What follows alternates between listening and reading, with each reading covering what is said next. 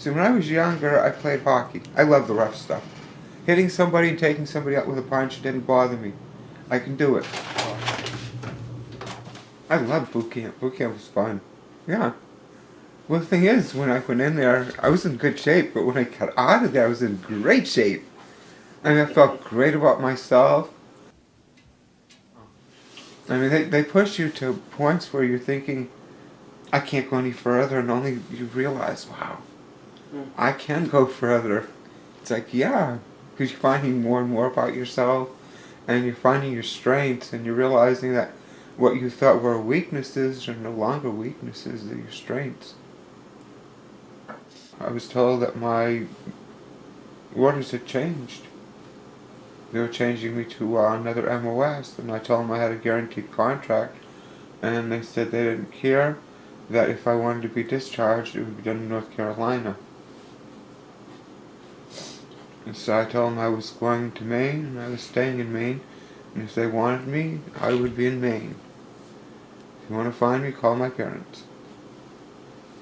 When I saw my brother Richard, he couldn't stop laughing. And he says to me, how do you quit the Marines? I mean, you just don't quit and walk off. I mean, how did you do it? I said, I just walked off. That's all there was to it. I just walked off, got in my car, and drove off. And I found myself up here, and it's just the way it's been since. I was so depressed and so discouraged that I'd gone back into who I used to be, and I just didn't care. Yeah. If they were going to come and get me, what were they going to do? Yeah. Throw me in the brig? But then unfortunately the gender thing started coming out, and I was like, oh God, this is really not getting any funnier. The other things I preferred doing more when I was younger than, playing with Tonka toys and stuff like that. I mean, I'm sure it was fun when you guys played with them and you're making your roads and stuff, but I just didn't. I'd rather be playing with dolls and stuff like that. And